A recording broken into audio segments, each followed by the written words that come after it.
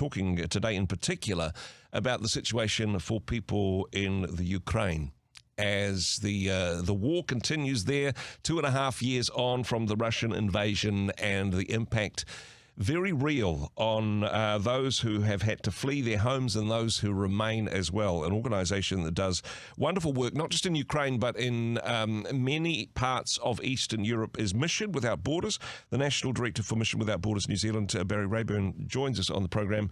Barry, kia ora, good morning. Thanks for your time today. Good morning, Andrew, and thank you so much for having me, and wonderful greetings to all listeners listening to us today as well. The situation in Ukraine, occasionally it hits the news headlines, but honestly it has been going on for so long that for some people it's like, oh, well, that's still going on, or they've perhaps forgotten just how bad things are. Could you give us an update, the latest situation? What's happening, firstly, from a military perspective? What is the continuing impact of the war in Ukraine? Well, massive devastation to infrastructure across the country, the targeting of electricity, power supplies across the country. Ukraine has been pushing back into Russian territory, so that's meant a recent, I've got some stories to share, but been a recent incursion right across into the west more recently. So increasing aggression from Russia, from the Russian side. And yeah, I guess there's still a very strong support from the West for the Ukraine, and so they're managing to continue to hold their own, and the war continues. But it's not just frontline stuff. I mean, you mentioned the Ukrainian push into Russian territory, into Kursk. We'll talk more about that in just a moment. But this isn't just soldiers on the front line in trenches.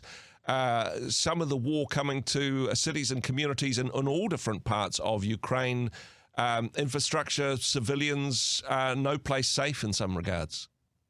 Absolutely. Missile strikes, drone attacks constantly. Our office there, Mission Without Borders office in Rivne in the west, has just been, the infrastructure has been hit, so they're without power currently, and I've asked us for prayer. So, yeah, right across the country, tremendous challenges across the board for civilians everywhere. With the, you mentioned that the Ukrainian troops are holding their own with Western support, Western supplies and munitions. But the Russian army, of course, it's a much bigger country. They've got a lot more resources. Initially, it was thought that, hey, this would be all over in a couple of weeks for Ukraine. Quite remarkable that they're still managing to hold the line. I mean, Russia making incremental gains on some fronts, but Ukraine standing firm in others.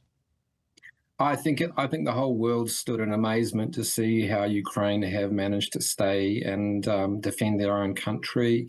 I spoke with our Ukraine field country director, Mykola, who told me that there was the report of a soldier or quite a high-ranking general that had been captured, and he'd had in his bag, he'd had his full military regalia, and their view, the Russians' view, was that within a week Kiev was going to fall, and that the whole country was going to be overrun within a short space of time, and that just hasn't happened. So, you know, the resilience of the Ukrainian people has been something quite incredible to witness. Resilience, but at a significant cost. Of course, there has been significant loss of life on both sides. And for many people in Ukraine, everybody will know somebody who has either lost their life or is on the front line, whose life is at risk every single day. And this has been going on for years now. It must be such a difficult situation for people to face. Yeah, a tremendous thing for people to process. I mean, daily funeral processions, daily, reports coming in of loved ones being lost, fathers being lost on the front line. So it's a devastation to families as well. Mothers and children without fathers, and even entire families that are just completely parentless now because of the war. So, yeah, just incredible reports of devastation and people processing all of this stuff. There's PTSD. Our workers in the field there have PTSD training to support people through all that process as well. So, just and it's a really, really tough thing to come to terms with, especially sitting here in New Zealand watching it all unfold. Yeah, no, really, really difficult to even get our head around. You did mention beforehand, though, the Ukrainian push into Russia, into the Kursk Oblast, I understand, and a bit of a connection with your team and what's happening there? Yeah, so we have had a limited amount of work in the east of Ukraine that we have been doing, and we've continued to do trips into that part of the country to deliver aid. With the advancement, obviously, into that region of Russia and regaining territory and so forth, we've been able to come in and provide support as well. Yeah, I don't know.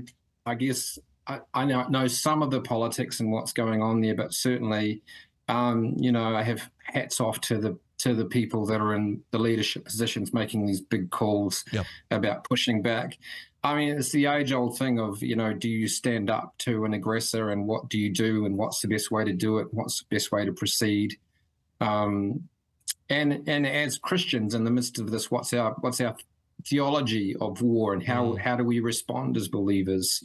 Jesus said to turn the other cheek, and so on and so forth. In the midst of all this, how do we believe in how do we behave as Christians, and what do we do? And of course, at Mission Without Borders, our view is just to get in with the vulnerable, do our best to provide some comfort, help, support, show the love of Jesus in the midst of all the horror.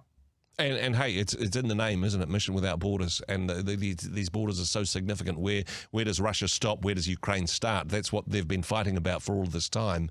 But people who have needs, people who need the love of Jesus on both sides of those borders. Just briefly looking though at the political situation, President Volodymyr Zelensky has been an impressive character on the international stage.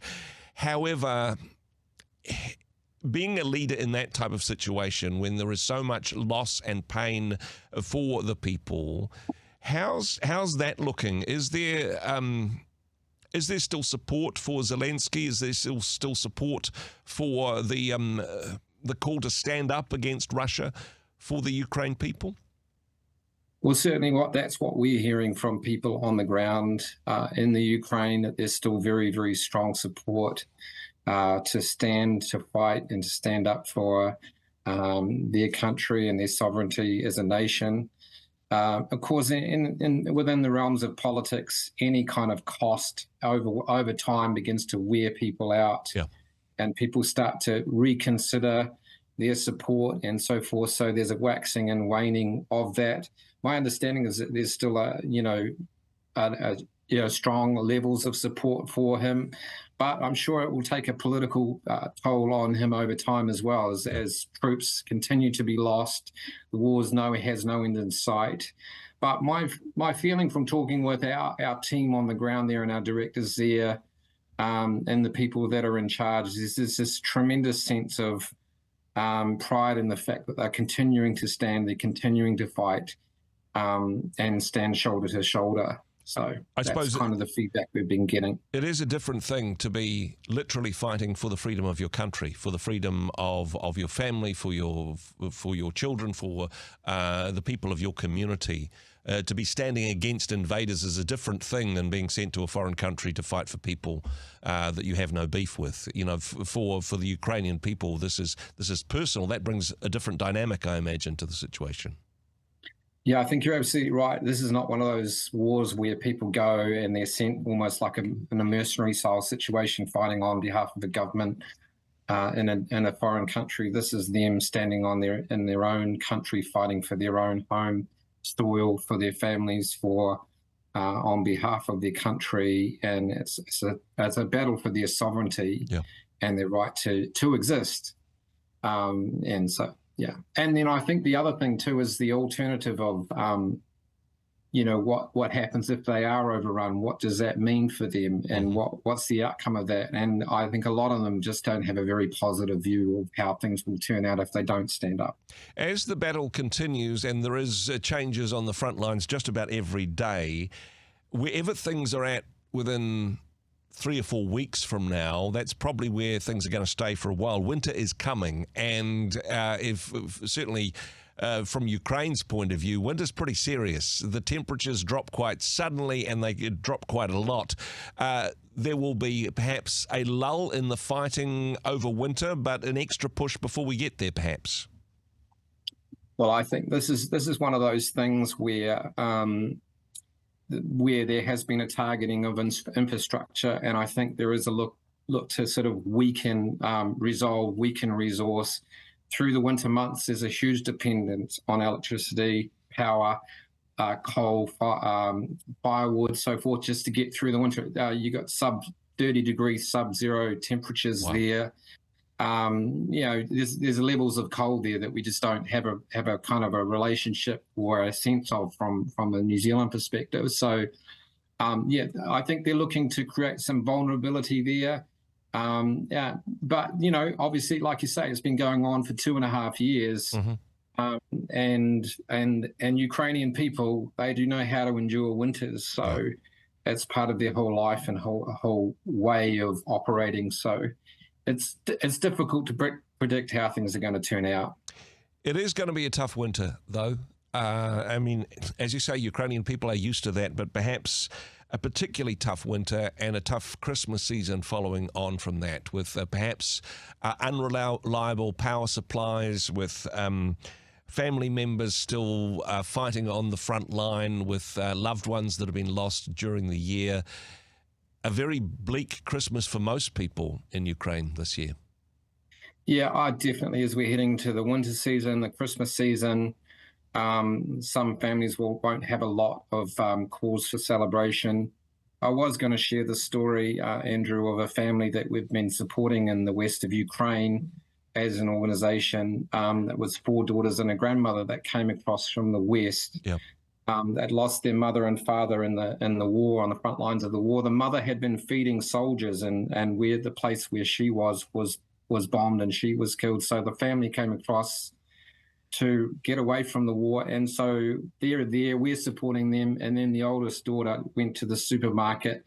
The supermarket was bombed, and so now another daughter's lost. So we've got a family of 3 daughters and a grandmother lost, a sister, mother and father.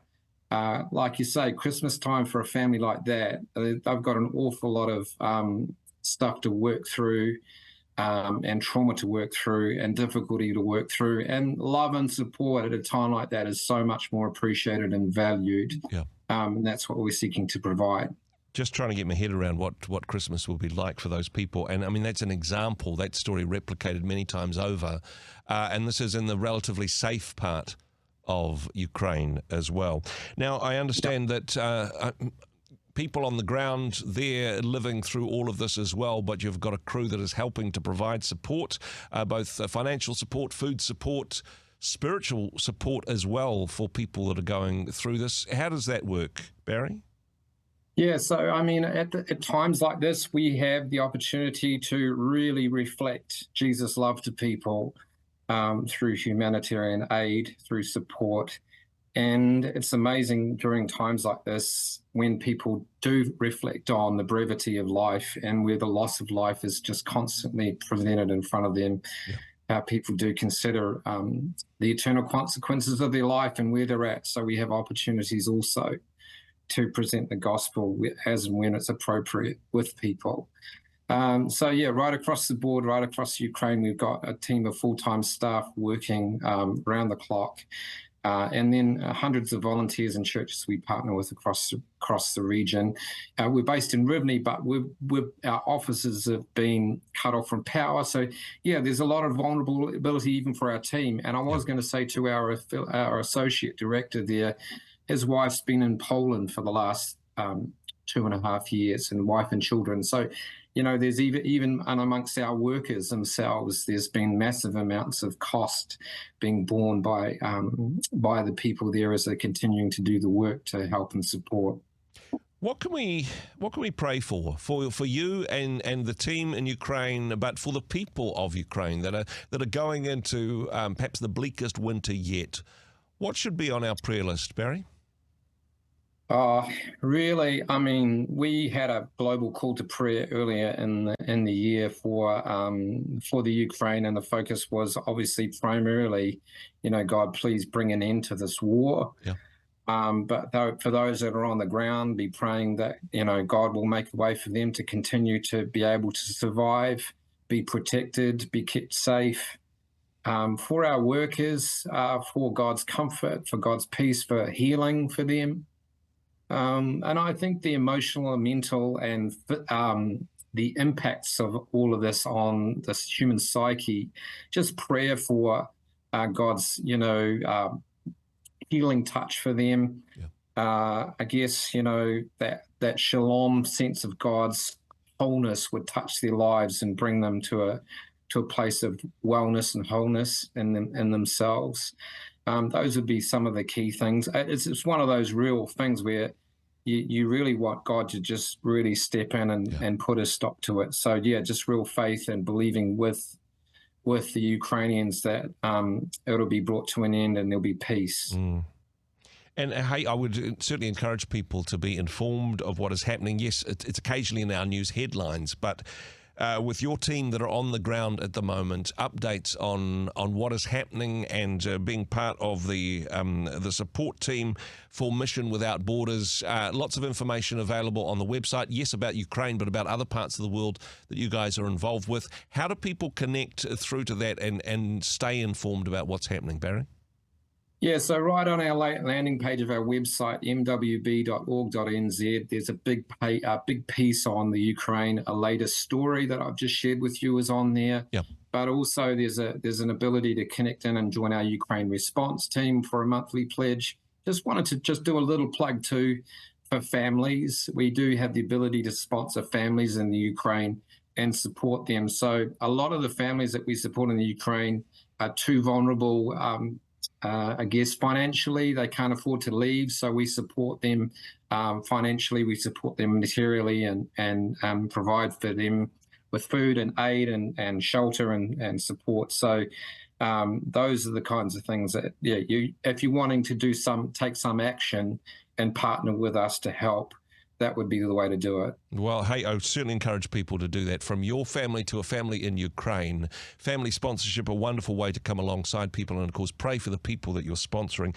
mwb.org.nz is the web address, and also on there, I know you've got a Christmas appeal coming up, a way of being able to support people specifically in the Christmas season, but all the details there, mwb.org.nz. Barry, thank you so much for the work that you and the team are doing. Thanks for joining us today. Thank you, Andrew. Appreciate you very much. Hey, thanks very much for joining us in the Rhema studio. Thanks very much for watching the interview.